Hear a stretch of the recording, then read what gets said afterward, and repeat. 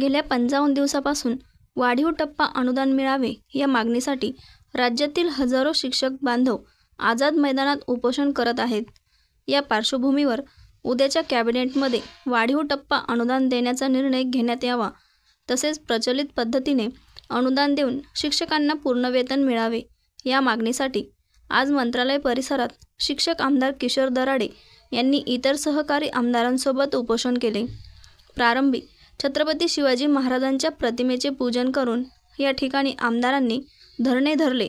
त्यानंतर मंत्रालयाच्या प्रांगणातील महात्मा गांधी यांच्या पुतळ्यासमोर बसून आमदार दराडे यांच्यासह श्रीकांत देशपांडे, सत्यजित तांबे आदी आमदारांनी शासनाने उद्याच्या कॅबिनेटमध्ये टप्पावाढ देण्याचा निर्णय घ्यावा, तसेच प्रचलित पद्धतीने अनुदान द्यावे अशी जोरदार मागणी केली। सोबतच 2005 पूर्वी नियुक्त शिक्षकांच्या जुन्या पेन्शनचा निर्णय देखील घेऊन तत्काळ जुनी पेन्शन लागू करावी अशी मागणी देखील यावेळी करण्यात आली। या मागणीचे निवेदन मुख्यमंत्री एकनाथ शिंदे यांना देण्यात आले आहे।